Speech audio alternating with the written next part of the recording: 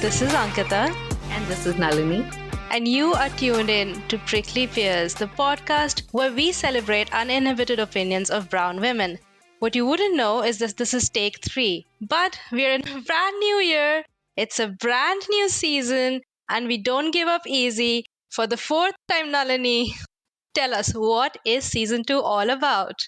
For the fourth time, Ankita, we are going to talk about purpose this season. And at the risk of sounding like someone really popular that we know, we're calling this season On Purpose. What we're going to talk about this whole season is, does having a purpose make you human, or does being human just come with a purpose by itself? Can you be a better human being by having a purpose, or as you go through life, just living as it comes, that's good enough? So diving into what's the history of this, why people consider purpose so important, and does it really make you a happier, more fulfilled human being? Sharing a bit about my personal journey. Now I'm a drinker of this Kool-Aid, and I have been trying to find my purpose for years. And in the last 2-3 years, got some clarity based on a lot of literature that's out there, and mythology, whether it's Hinduism, Judaism, ancient Greek mythology. Everyone talks about this in some shape or form. So I took some history, I took some frameworks, as you would, and mixed all of that together to find my purpose. We will find more about that in our next episodes. But Ankita, tell me, what's your opinion on purpose? I have so many opinions on this word. I'm, of course, much earlier in this journey than you are. I think it is extremely cool to have a purpose. And I think the society really pressurizes us to say you should have a purpose and it should be a big, meaningful purpose. And then I've had a few conversations with my friends on just, do you know what your purpose is? Have you got it figured out? And there's some of my friends have gone through phases of depression just because they start questioning, does my life have any meaning without purpose? Why don't I know? Am I so far behind the curve? In 2023, for me, it became this whole all encompassing thing. I said 2023 is my year of experimentation. By the time I hit the fourth decade of my life, which is still a few years away, I would have figured out my life's purpose. And I think over the quest, I just realized it probably doesn't have to be as depressing and painful as some people say it is. Like, I think you can enjoy life, and maybe that's a good enough purpose. But like, if today you were to ask around and say, Ankita, what's your purpose in life? And if I say having fun, probably we feel very ashamed of myself. And I'm like, no, I probably should say something like I want to serve the underprivileged or something like that as my purpose. But that's the difference of modern life and the ancient mythology that I was talking about.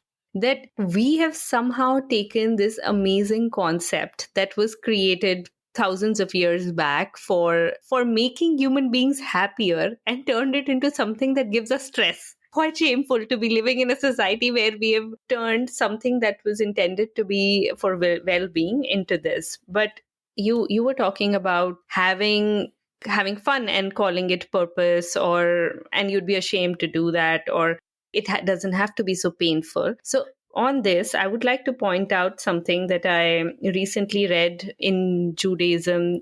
Torah is their book, just like Gita is for the holy book for Hindus. In the Torah, they talk about the most important way of, or the way you find your purpose, is actually to go through the pains, the most painful moments of your life would actually tell you what really matters to you. Apparently, like, I don't claim to have gone through the exact same thing, but they say that the most painful, and when you come out of that pain or that agony and those kind of conditions that made you think, really, right, that what are you here for? And people who have had near death experiences, people who have really seen those lows in life, claim to have come out of them with a stronger sense of what they want to do for the rest of their lives. So that's not very fun fact, but that is a fact that I read, that apparently pain helps. So maybe the pain that you were talking about, maybe like those people who came out of it knew more about what they wanted from their life. Did they? I do have a few hypotheses as we go into the season that I would like to confirm or disprove. One of them is the fact that most people who have found their purpose seem to have gone through this big hero's journey where they've gone through the lowest lows and they've emerged saying, I know what my life's purpose is. And up till last week or a few weeks ago, I really believed that you probably don't have to go through the pain to be able to discover your purpose. You could be living an ordinary life and then seek it, or just you don't need a purpose to live with. But then I was listening to a podcast where they actually talk about, and it's empires, it's talking about, the British Empire and their rule. And we talk about like why Germany has probably repented and learned its lesson, whereas maybe the British haven't. And they have a hypothesis that it is because Germany lost the war. They were pushed through this journey of loss and everything else for them to have learned from their mistakes, whereas Britain's never had to do that. They've always been winning. So they've never had to do this whole soul searching experience. And by extent of my imagination, I landed on our conversation today and I was like, wait, like, should I be soul searching even if I haven't gone through a big loss to try and figure what is my purpose? And then that doesn't bring me to a very happy place either. So I think I do want to figure, do you have to go through pain or loss to have found your purpose? Is it okay to live life without purpose? Like if I go out on the streets today asking people, what's your purpose? I don't know how many real answers I'll get. And maybe that'll make me and my friends feel much better about this entire thing. Yeah. And the talking about Germany reminds me that there's so many different cultures where having a purpose or knowing what you want from life actually increases your longevity. We were both watching the same series on Netflix. I forget its name now, but Blue Zones. Yeah, the one on Blue Zones. And they research people who are 100 years or more and they have lived their lives happily, and a common thread between all of them is that they always knew what they wanted from life, and many of them cited like caring for their family and community and friends as one of them. So again, when I looked at that and I thought about our topic, what stood out to me was that having a purpose like doesn't always have to be ambition, right? Doesn't have to be career ambition or how much money are you going to make or how much people. We and you and I both have talked about helpfulness as something that stands out as one of the things that people want to live for, or being useful. But there's also so many people out there who live really happy, fulfilled lives just caring for their near and dear ones. And as long as they are of use to their near and dear ones, that's enough. That's so for so many mothers, their children are just their world. And as long as they're able to take care of them, just like any animals or birds or even going beyond human beings, they like their sole purpose in life, like if you had to really dumb it down, would be to get food for their young ones, like make sure that they fly away, fly the nest, and just get basic meals all days of your life. Could be, do you think that could be your purpose? I need to stop laughing first because maybe our listeners haven't seen Nalini, but when she was talking about fly away, she literally had hands flapping. And it's so funny that my today's forecast actually uses the word fly away. Maybe that's why it came. That's where it came from. It told me to fly away. It told me to not be afraid and fly away. But yeah. There you go, that's your purpose. But yeah, like the other thing I'm really curious is through our interviews, do we actually discover that everyone has the same purpose, which is helping someone or helping many, right? Because to your point, if I say there's so many, like, there's so much pressure on purpose. And I think there's also a lot of shame that comes along with having the wrong purpose. Like if I say my purpose is to earn 100 million euros, people will probably be like, that's such a horrible purpose. She's a horrible person. I think we've over time attached so much meaning to purpose, passion, and everything else that you probably would feel ashamed to have a purpose that is not societally approved. But Nalini, you have something from Simon Sinek, who is a very divisive figure, at least in my circles. A lot of Yeah. work I've done on purpose and passion is related to the corporate culture and work, where people have a very divided opinion about Simon Sinek. So, Nalini, why don't you share? Yeah, I went in with, his TED Talk is really popular for our listeners who haven't watched it, even though he's divisive, but I think the talk is really good. So you might just to get a sense of what we're talking about.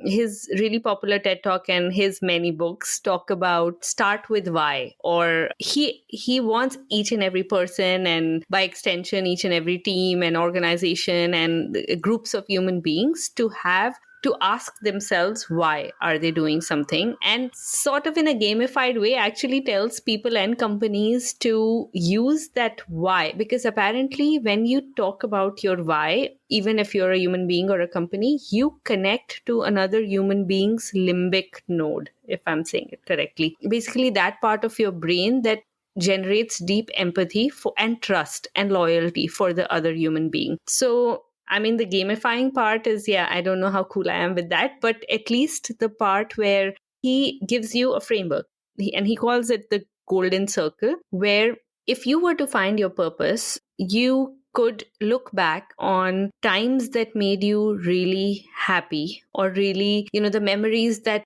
really stand out in your life compared to other mundane stuff that goes by. And then you ask yourself these three questions of the golden circle. The one being what you were doing at the time, the second being how you were doing it, and the third being why. So, to give an example, let's say, and he talks about this example, that you really enjoyed, if you think back, your summer vacations with your cousins were really meaningful and really, like, it made you really happy as a kid every year. So you think about, what was I doing? Okay, I was in my cousin's home, but in my cousin's home that was next to a river where we used to go outdoors and play all summer long. So that's what you were doing. But like detailing those memories out very clearly for yourself and trying to find common links between different memories that really entice you, excite you, fill you with enthusiasm, even though it was 20, 30 years ago or something. And then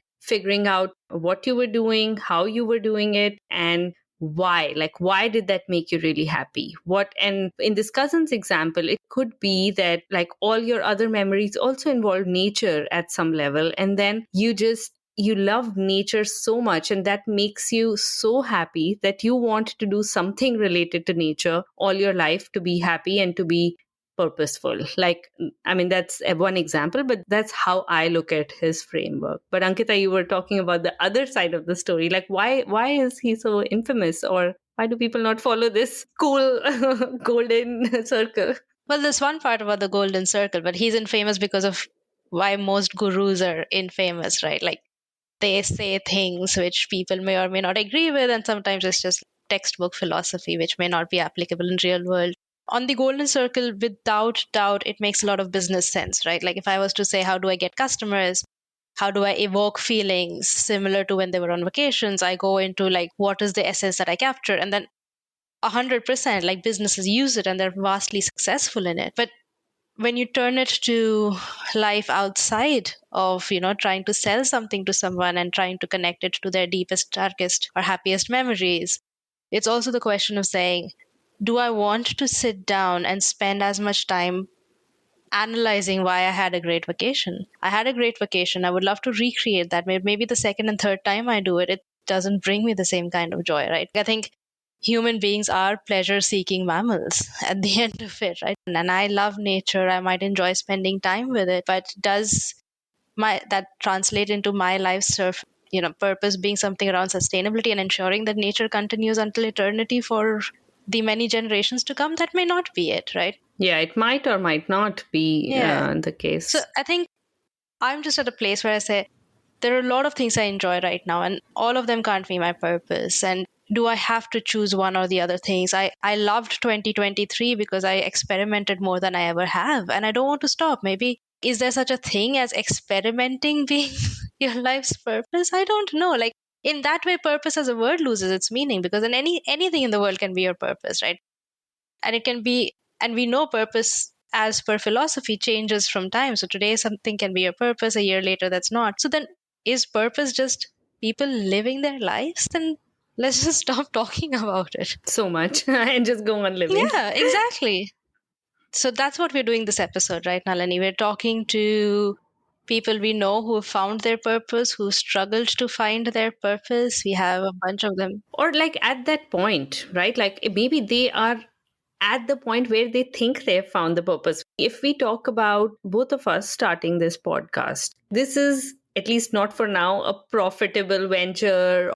Why are we doing it? I like, my biggest question with purpose and relating it to the podcast is also, is purpose modular or contextual? Because I think that in life, I want to be of help and use to other people. And if I could help many, many, many people one at a time or many at a time, like that, my purpose. That's what I feel. But if you talk about different things that, as you said, the things that I like in life, if this podcast was a way to, at least I aspire to bring about some change in society among brown women. Maybe even if there was just that one young girl that listened to us blabber about things in life that we have learned or other people have learned, and then she decides to change the course of her life, even a tiny bit, that 1 degree change, that would be really useful. If I put myself in a work situation again, like, it's not, I'm not always like, helping people is such a broad way of doing things, right? My job is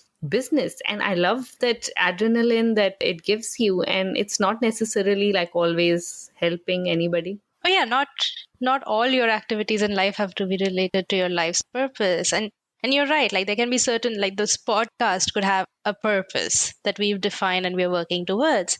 And each activity that I engage in can have its own purpose, but it doesn't have to be life's purpose. So many questions, Nalini. I don't know whether we'll get to the bottom of it. When we do the season wrap up, we'll actually come back and see how many of questions we did answer. And I'm going to use the golden circle on a few of our guests and see how, like, did that work? So by the end of it, we might be able to tell our listeners if that's the framework to follow.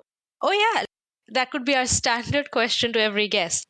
But with that, Nalini, I know you've already broken the suspense. You've told us your life's purpose or given a glimpse on it. Do you want to define it in a single sentence for us? Can you do that? Just be helpful. I think that's, I haven't really, I don't have a personal mission statement. And by the way, like, some mythologies and even dharma in Hinduism tells you to have that one line that defines your purpose or dharma, or so that you know what's your golden goal. But yeah, I don't have my mission statement. I might need to hire a branding executive to do that, because again, like, it has to be acceptable, right? As you said, it can't be something selfish. Like, I can't say I want to be a millionaire. Our prickly peers will follow us through all our episodes to see what we learn through our many conversations, and then we will bring it up all together for our wrap up episode. Nalini, any closing words before I get us out of here? Just tell us what you think. That's my closing statement. That on Instagram or on Facebook, wherever you find us, just let us know what your thoughts are on purpose, and we would be happy to incorporate that in some of our interviews and just generally in our wrap up. So would love to hear your thoughts. Before we go, don't forget to follow us wherever you listen to your podcast. Leave us a review. We are going to read each and every review, and who knows, we might call out a few of them in our future episode. Share with your other prickly peers, and with that, we are out.